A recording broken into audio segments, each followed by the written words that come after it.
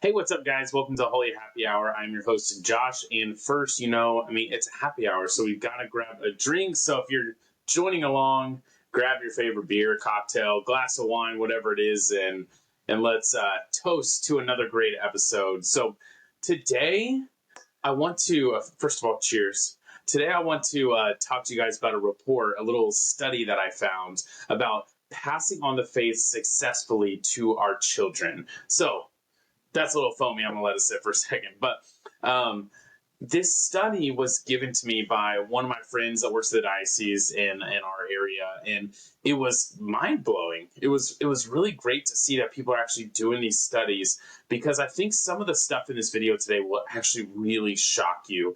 And to kind of give you an idea, this study was done by the Future Faithful Families Project. It's Dr. Mark Gray, who is from the Center for Applied Research in the Apostolate at Georgetown, and Dr. Gregory Popcak, the Pastoral Solutions Institute.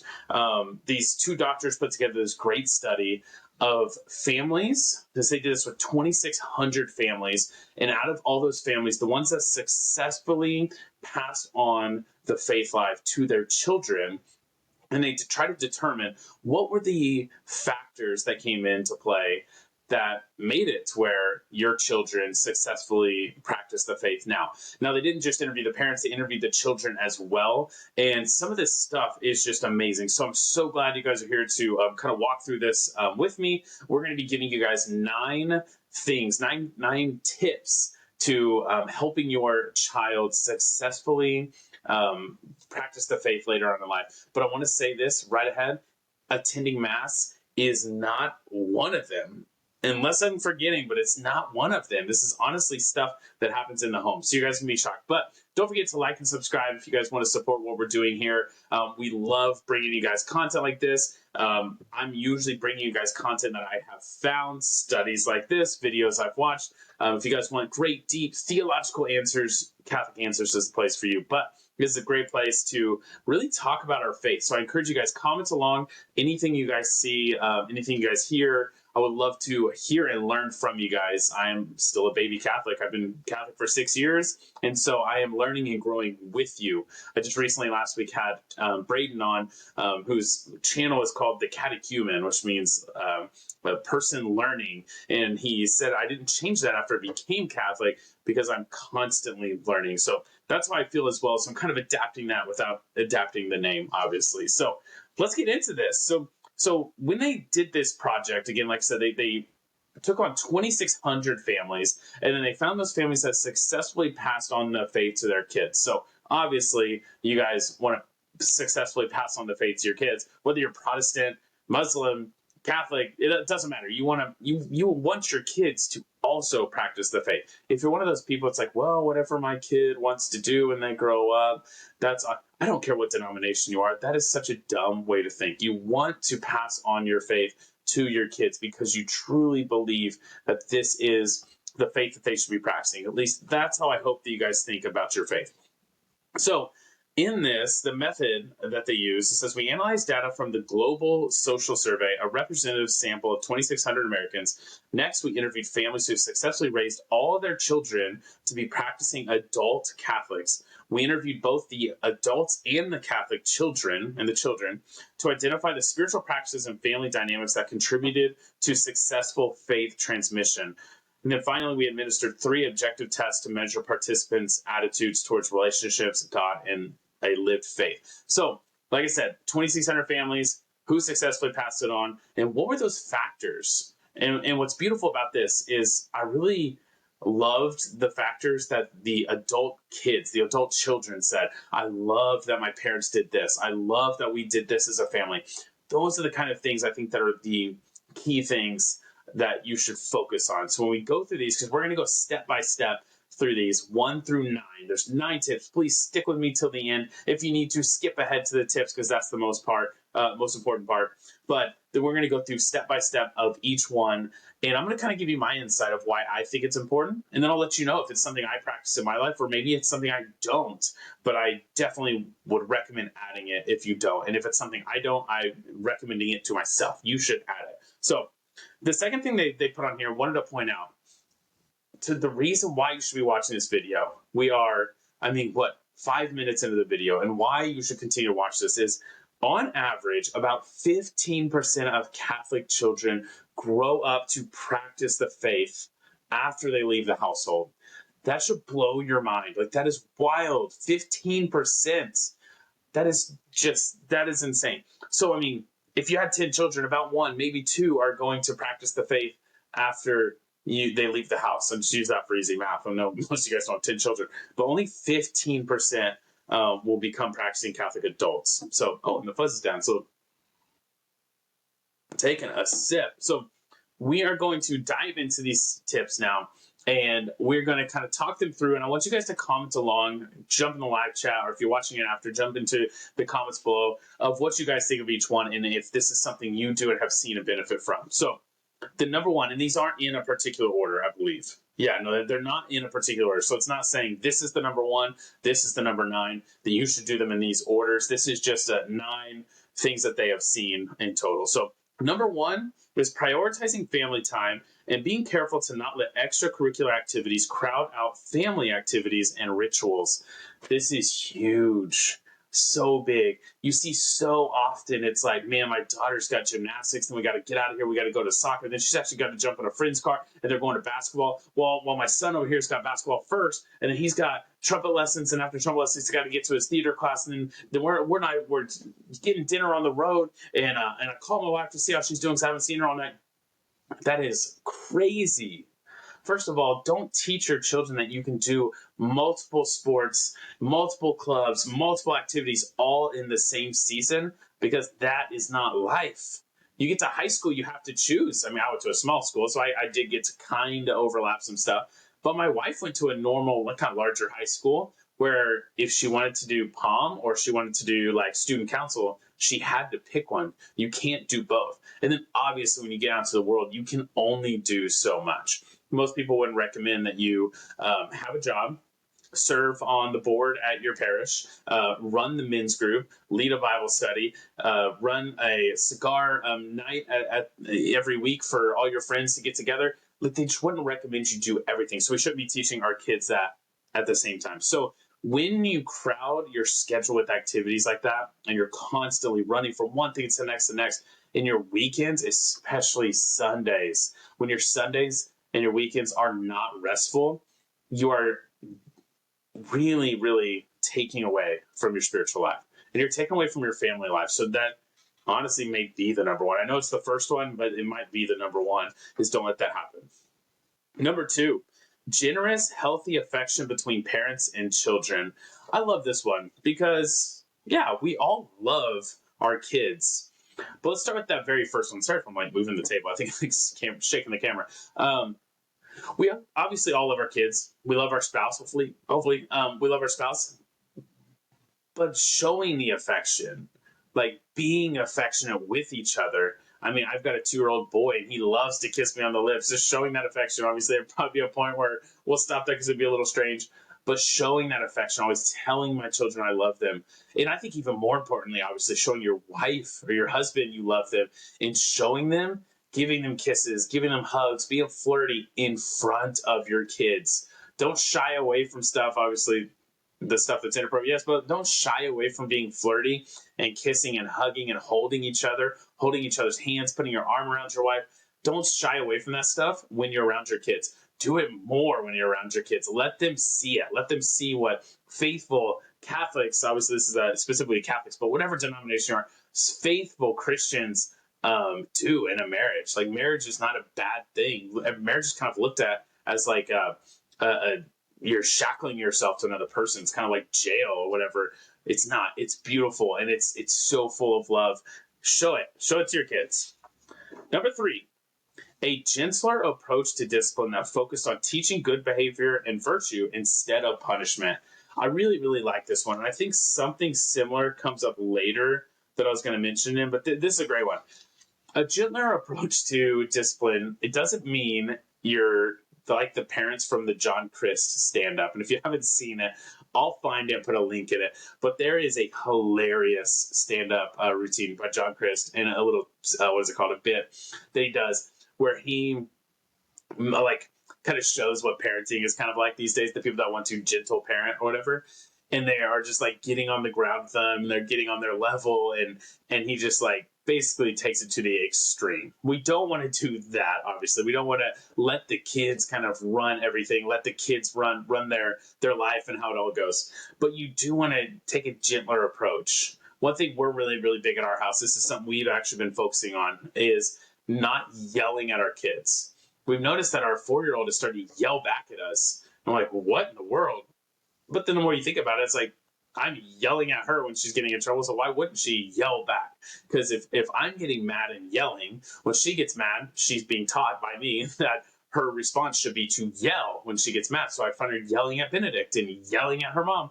And I was like, okay, we need to slow it down. So now what we do is we stop everything. We pull her, and I'll sometimes like grab her arm and like pull her to her room, and we sit down like out of line, and we just calm it down. We're still stern.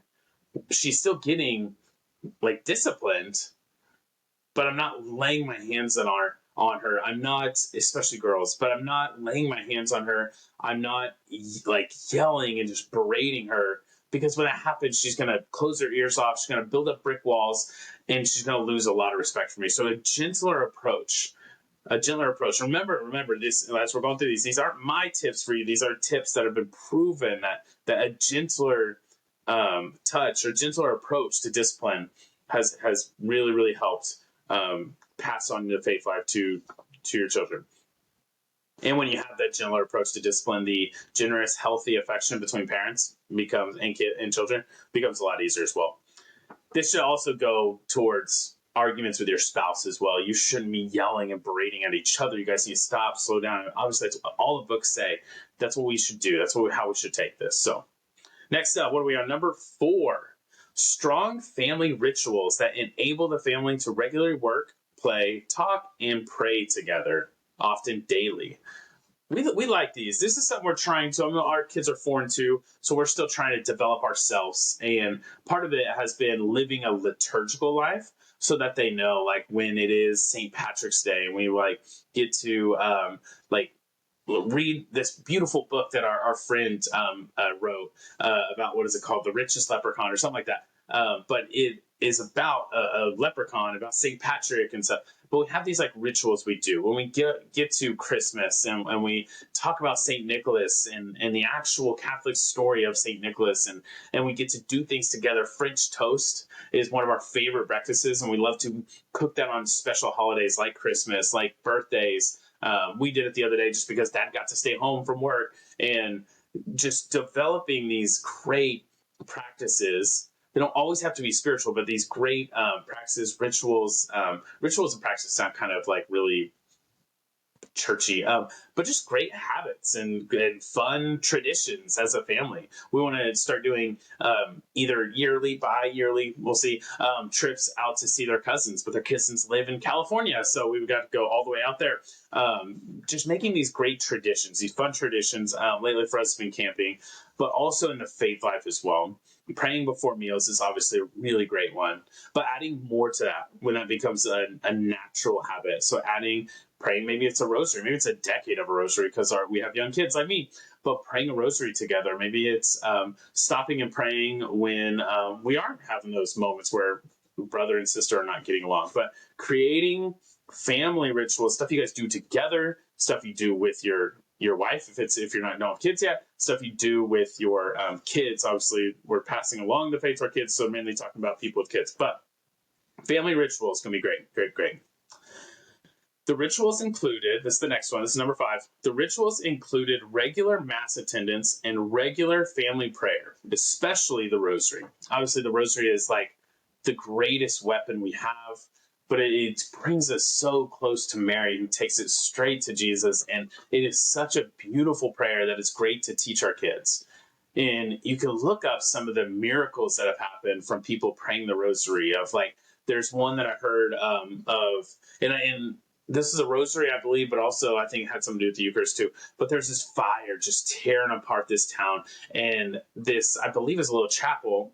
You guys will have to look up the full story. It was either a chapel, a house, or something. But they ended up just praying the rosary and just hoping that the fire would pass, or that they would pass peacefully, but they were just praying the rosary.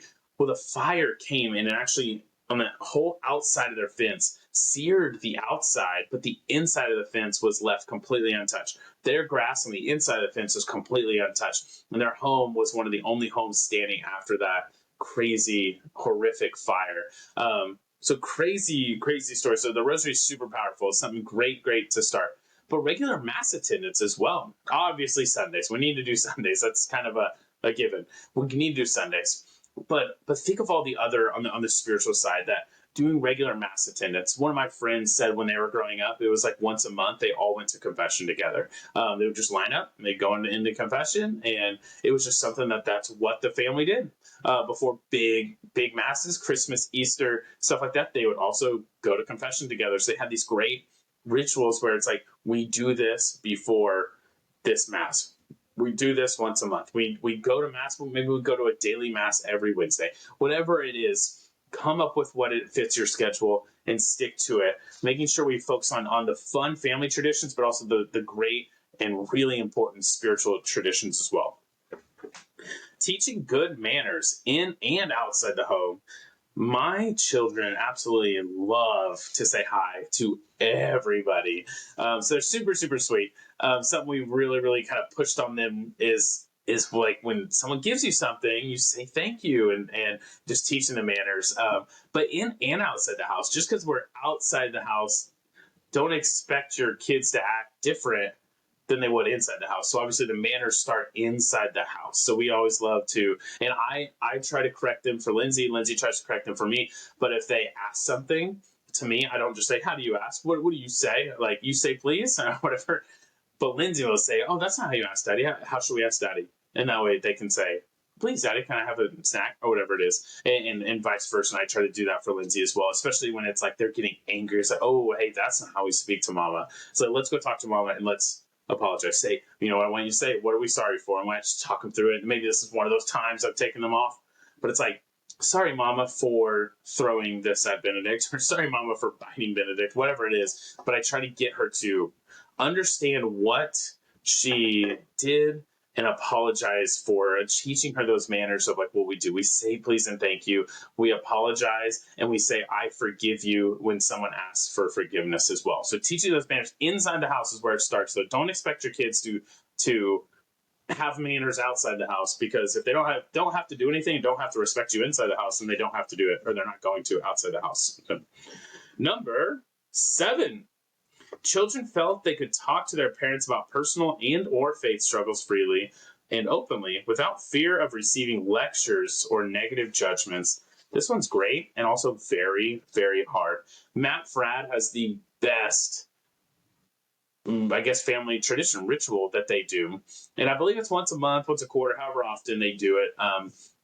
He said they used to always sit their kids down, especially at a young age, and say, hey guys, this is a time, it's kind of honestly mimics a confessional, but this is a time that you guys can say what's on your mind. What are you struggling with? What have you done? What, like, if there are any sins you want to come clean about? This is a great time to tell us, because we would love to be there for you. Just know that we love you. You're not going to get in trouble. We want to guide you through this. We're here to help you through this. We're helping help you to get to heaven. And by doing that, we need to make sure that we understand and we know you. This not only makes your kids feel listened to, but your kids also feel super, super warm and opened, and it just puts them in a comfortable environment that they're able to then fess up. I lied to you guys about whatever, and they're able to say, it's like, I'm sorry, why did you feel like you need to lie to us? And maybe that opens a conversation. Like, I feel like I need to lie to you because sometimes when you guys get onto us and you yell at us, it honestly frightens me, and I didn't want to get yelled at. And now you know, like, okay, there's actually a side of this that I need to work on too. Obviously, you still shouldn't lie, but like, I will work on that too. So Matt Fradd just has this beautiful tradition that he does, and I heard it on a video one time. I don't remember. That's been a long time ago, but it's something that's stuck with me and something we love to do. And we have a 4-year-old, almost 5-year-old now, and so we are having to get to that point where we're starting to talk about like lying and stuff. So there's sometimes like, no, it wasn't me, and then later it's like, yeah, it was me. Like, oh, Adelaide, we don't lie, and so. We haven't got there yet, but definitely a tradition that stuck with me, Matt Fradd. So if you ever watch this, thank you for that. we will definitely use that with my family. How are we doing, guys? We got two more here. Number 8, the families regularly discussed ways to take better care of each other. This one's great. We just did the Working Genius, whatever you call it, workshop recently, and it was for within a workplace. But within that workplace, we were talking about how someone thinks, functions, and what their talents or their what they call working genius or their working frustrations are, so that when completing a project, you know exactly who has strengths and who has weaknesses in certain areas. So it just makes communication extremely, extremely great.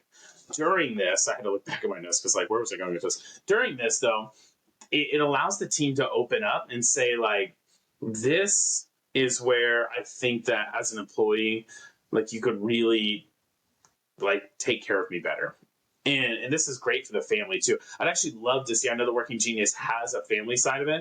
I would love to see the Working Genius in the home. I think it's what it's called. To see how these function in a home, because obviously, as you and your wife, you're only going to have.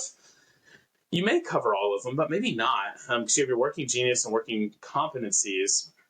But it'd be super cool to see like how that all works inside of the home. But it's great to just sit down and be able to say, like, hey, how have things been going lately? Is there anything I can be doing better? Especially obviously with your wife first, but your kids. It's great to see, like, hey, what's your favorite thing about me being your dad? What are some things I can do better? What are some things you don't like about me being your dad? And some of these questions sound juvenile. It's because I'm picturing my 4-year-old, and that's who I'm having this conversation with. So some of your kids, maybe 16, 17, 18, you may be able to have some real conversations with them and have some really great, deep, like, encounters with them, which would be awesome. And they're not going to be the only ones growing. Like, you will grow tremendously from that. But open that up and be super vulnerable. Let them tell you, I don't like it when you do this. I didn't like that you said this the other day about me because it made me feel insecure about whatever it is, whatever the situation ends up being.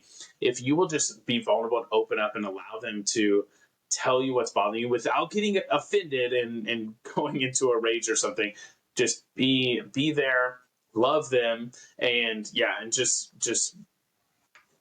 I mean, like it says, the families regularly discuss ways to take better care of each other. Be there and be open and be willing to grow, because just like in work, in our spiritual life, when we're open and willing to grow, that's really when you can take things to another level. And your relationship with your kids, taking that to another level would be amazing.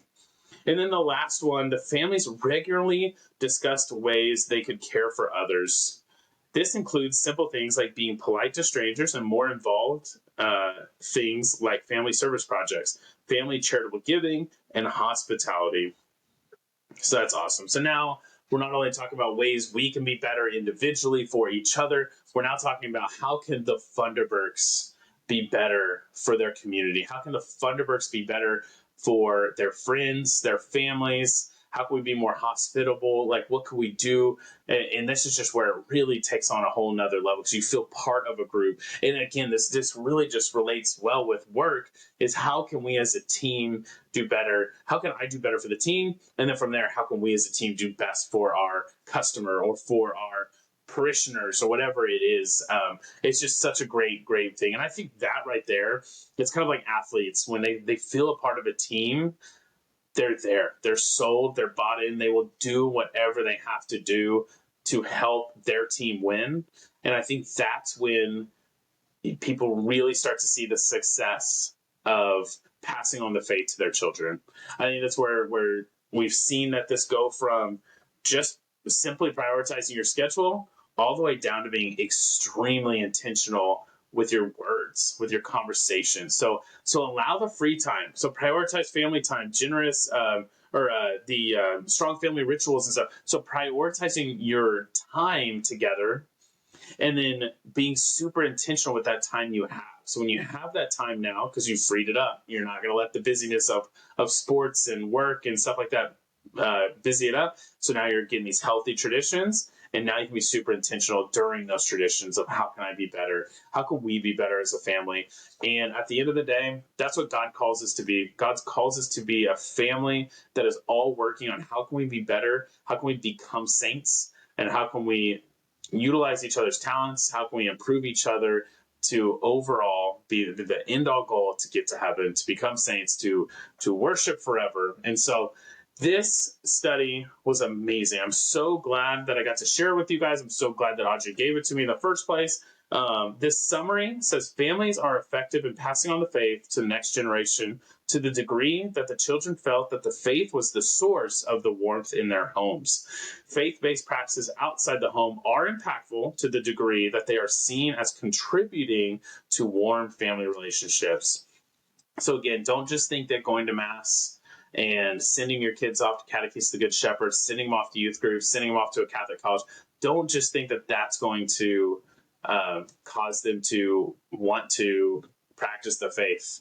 They really, really need to see that Jesus is the center of our life. I mean, this is what it means to live with Jesus in the center of our life all the time. All these Protestant churches I grew up in, that was always the theme, but I never knew what that meant.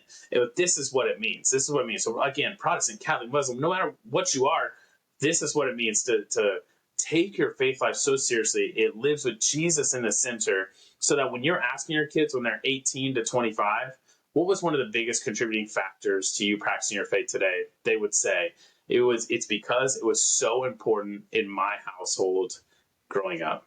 So I hope this was beneficial for you guys. I'll try to find the link. I was kind of searched around, but now that I know the name of it, I'll find the link hopefully and put it in the description. If it's not in the description, I couldn't find it. So, but check that out. The full length. It does say future Faithful Family Projects.